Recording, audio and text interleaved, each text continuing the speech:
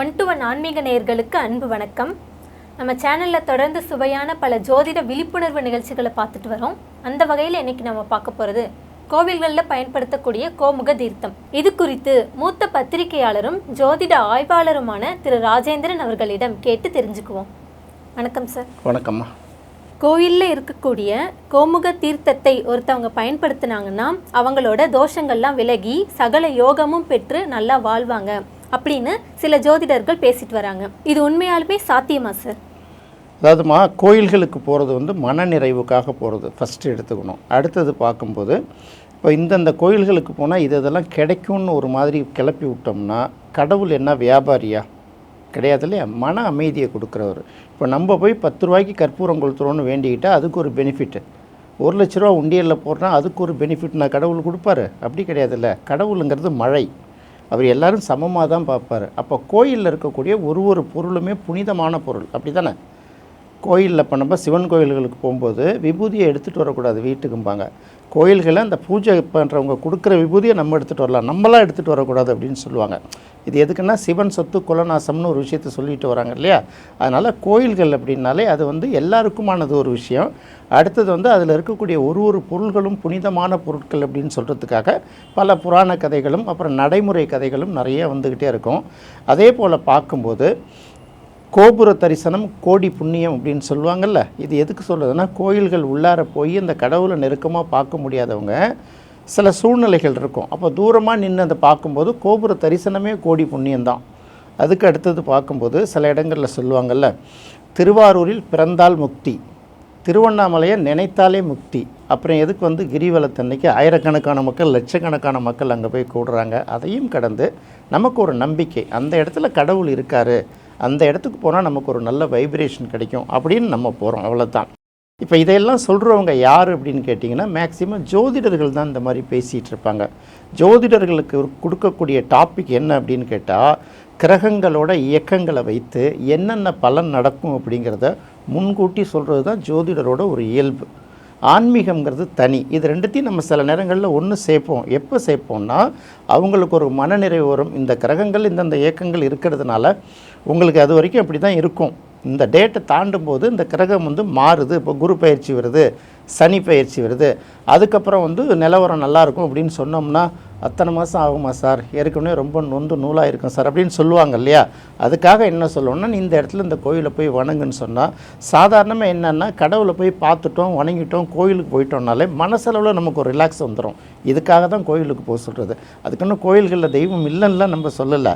இவங்க நினைக்கிற மாதிரி போனோன்னு இந்த கோயிலை போய் இந்த சாமியை பார்த்தோன்னா இந்த உனக்கு ஒரு வீடு சேங்ஷன் பண்ணித்தரேன், இந்த இடத்துல ஒரு கோயிலை போய் பார்த்தோன்னா தான் உனக்கு கல்யாணம் முடிஞ்சிருச்சு, இன்னொரு கோயிலை பார்த்தா உனக்கு குழந்தை பிறந்துருச்சு, இன்னொரு கோயிலை பார்த்தா நோய் நீங்கிடுச்சு, அப்படிலாம் நடக்காது. இது ஜாதகம், அது நம்பிக்கை. நீங்கள் எந்த கடவுளை வேணாலும் கும்பிடலாம், அது உங்களுடைய நம்பிக்கை. இப்போ என்ன சொல்கிறாங்கன்னா, அந்த கோமுக தீர்த்தம் அப்படிங்கிறது கோயிலில் இருக்கக்கூடிய கருவறையை சுத்தம் பண்ணும்போது அதிலேருந்து வெளியேறக்கூடிய ஒரு நீர், சிலையை சுத்தம் பண்ணுறது உண்டு, அபிஷேகம் செய்யப்படுவது உண்டு, இப்படி பல விஷயங்கள் நடக்கும்.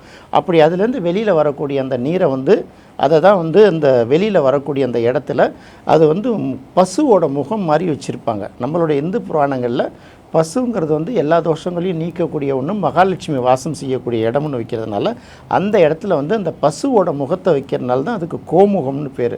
அங்கேருந்து வரக்கூடிய தீர்த்தத்துக்கு கோமுக தீர்த்தம் அப்படிங்கிறது இப்போ புராண ரீதியாக நம்ம நம்பக்கூடிய ஒரு விஷயம். இந்த தீர்த்தத்தை நம்ம சில இடங்களில் கோயிலை சுற்றி என்ன பண்ணுவோம், லேசாக தொட்டு தலையில் வச்சுப்பாங்க. அங்கே பார்த்திங்கன்னா சந்தன அபிஷேகம் நடந்திருக்கும், பன்னீர் அபிஷேகம் நடந்திருக்கும், பால் அபிஷேகம் நடந்திருக்கும். இன்னும் சொல்லப்போனால் அந்த கருவறையை சுத்தம் பண்ண அந்த நீரும் அது வழியாக தான் வரும். இப்படி எல்லாத்தையுமே பார்த்துக்கிட்டு தான் நம்ம அதை ஒரு புனிதமாக நம்ம நினைக்கக்கூடிய ஒரு விஷயம். இது ஒரு நம்பிக்கை, அவ்வளோதான். நம்ம ஜோதிடர்கள் பல பேர் என்ன சொல்கிறோன்னா, கோமுக தீர்த்தத்தை நீங்கள் தலையில் தொட்டு வச்சுக்கிட்டாலோ இல்லை வீட்டில் எடுத்துகிட்டு போய் வச்சுக்கிட்டாலோ உங்களுக்கு சகல தோஷங்களும் நீங்கி செல்வ வளம் பெருகும் அப்படின்னு சொல்கிறாங்க. அப்போது ஒரு வருஷத்தில் ஒரு நாளில் மிகப்பெரிய கோயில்களுக்கெல்லாம் எத்தனை பேர் போயிட்டு வராங்க? இந்த கோமுக தீர்த்தத்தை எல்லோரும் சொல்லி தலையில் வச்சுக்கிட்டு தானே வரும். எல்லாருக்கும் இந்த பிரச்சனை தீர்ந்துருச்சான்னா நிச்சயமாக தீராது. சிவன் அப்படிங்கிறது சிவன் தான். ஆனால் எந்த கோயிலும் வெறும் சிவன் கோயில் நம்ம சொல்லுவோமே தவிர ஒரு சிவனுக்கும் ஒரு பேர் இருக்குமா? இருக்காத. மயிலாப்பூரில் இருக்கிறவர் கபாலீஸ்வரருங்கிறோம், திருவான்மியூரில் இருக்கிறவரை மருந்தீஸ்வரருங்கிறோம், வைத்தீஸ்வரன் கோயிலில் இருக்கிறவரை வைத்தீஸ்வரருங்கிறோம், இந்த மாதிரி ஒரு சிவனுக்கும் ஒரு பேர் நம்ம சொல்லிக்கிட்டு தானே வந்துகிட்டு இருக்கோம். அப்போ இங்கே தான் வந்து கிரகங்கள் வந்து ஒர்க் பண்ணுது அப்படின்னு அர்த்தம். அப்போ இதை எப்படி நீங்கள் பயன்படுத்துறதுன்னு பார்க்கும்போது சாதாரணமாக நீங்கள் எந்த கோயிலுக்கு வேணாலும் போங்க வாங்க, அதெல்லாம் யாருமே கேட்க போகிறதில்ல. உங்களுடைய ஜென்ம நட்சத்திரம் அன்னைக்கும் ஜென்ம திதி அன்னைக்கும் நீங்கள் வந்து கரெக்டாக அந்த கோயிலுக்கு போய் அந்த தீர்த்தத்தை எடுத்து உங்கள் தலையில் வச்சுக்கிட்டிங்கன்னா உங்களுக்கு எல்லாம் பெருகும்னா இதுக்கு ஏதாவது எவிடன்ஸ் இருக்கா? இதுக்கு முன்னால் முதல்ல எடுக்கணும். அதுவும் வந்து இவங்க சொல்கிறது பர்டிகுலராக சிவன் கோயில் அப்படின்னு சொல்கிறாங்க. இப்போ நம்ம எடுப்போம். நமக்கு வந்து பாதிப்பை கொடுக்கக்கூடிய இடம் நம்ம ராசியிலங்கிறது 8ஆம் இடம் அப்படின்னு சொல்லுவாங்க. இப்போ நம்ம ராசிக்கு எது 8வது ராசியோ அதுதான் நமக்கு சந்திராஷ்டம ராசி. அந்த இடத்துக்கு சந்திரன் வரும்போது தான் நமக்கு சந்திராஷ்டமம் அப்படின்னு சொல்லுவோம். குறிப்பாக வந்து 16வது நட்சத்திரம் வந்து சந்திராஷ்டம நட்சத்திரம். 8வது ராசி சந்திராஷ்டம ராசி. நம்ம நட்சத்திரத்துக்கு 16வது நட்சத்திரம் சந்திராஷ்டம நட்சத்திரம். இப்போ நான் சொல்கிறேன், ஒருத்தர் வந்து கேட்டை நட்சத்திரமாக இருக்கார். இந்த கேட்டை நட்சத்திரத்துக்கு கரெக்டாக 16வது நட்சத்திரம் எதுன்னு பார்த்தீங்கன்னா திருவாதிரை நட்சத்திரம் வரும். இந்த திருவாதிரை நட்சத்திரத்தை நம்ம சிவனுடைய நட்சத்திரம் அப்படிங்கிறத நம்ம புராணத்தில் நம்பிக்கிட்டு வந்துட்டுருக்கோம். இந்த கேட்டை நட்சத்திரக்காரர் கரெக்டாக திருவாதிரை நட்சத்திரம் அன்றைக்கி போய் சிவனை வழிபட்டுட்டு அதை எடுத்து தலையில் வச்சுட்டு வந்தார்னா கோமுக தீர்த்தத்தை அவருக்கு எவ்வளோ பெரிய பாதிப்பு வரும்னு யோசிக்கணும்ல.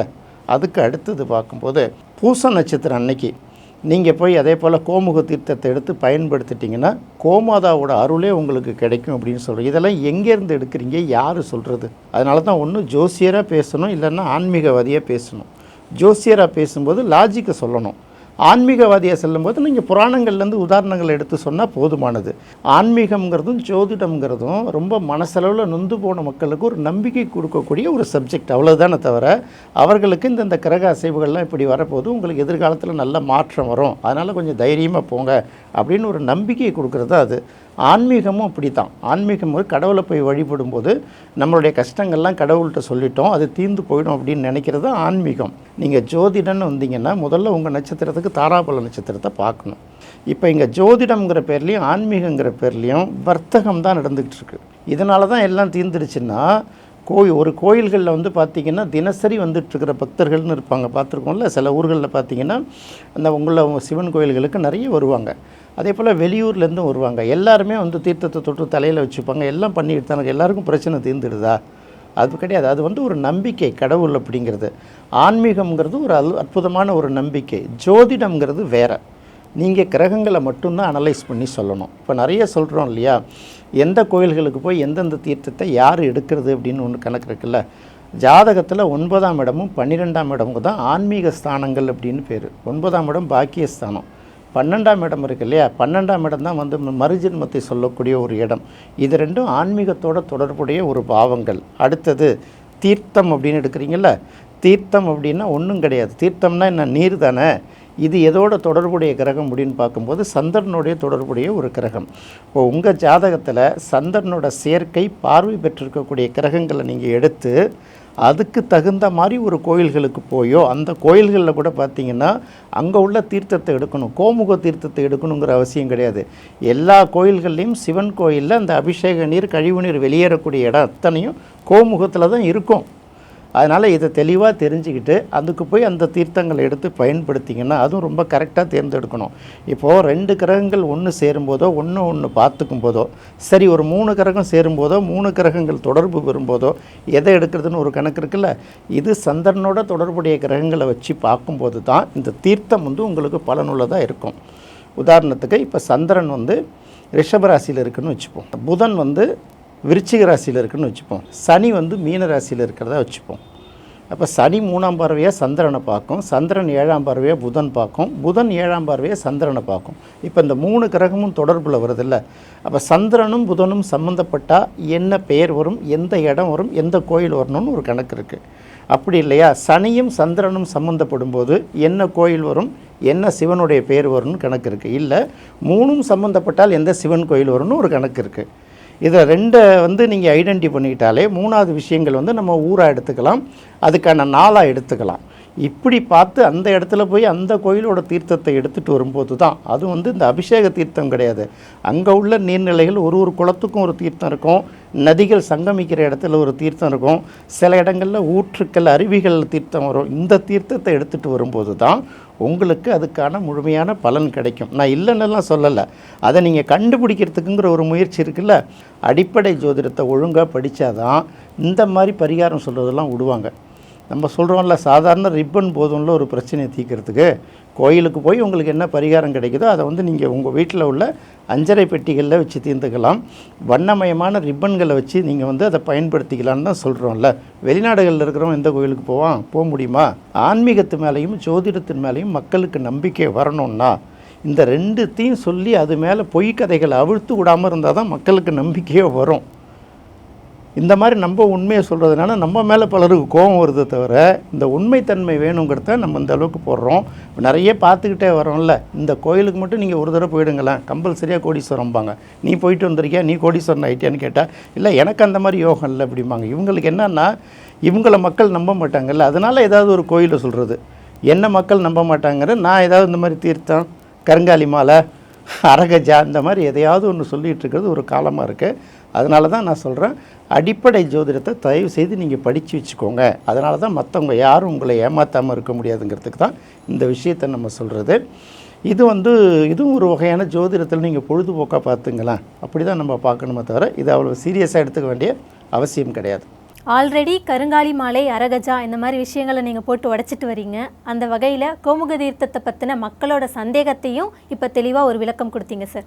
ரொம்ப நன்றி சார். நன்றிம்மா. என்ன நேயர்களே, இந்த நிகழ்ச்சி உங்களுக்கு ரொம்ப பயனுள்ளதாக இருக்கும் அப்படின்னு நினைக்கிறேன். இது உங்களோட சந்தேகத்தை தீர்த்திருக்கும் அப்படின்னு நினைக்கிறேன். மீண்டும் மற்றொரு சுவையான நிகழ்ச்சியில் சந்திக்கலாம். நன்றி, வணக்கம்.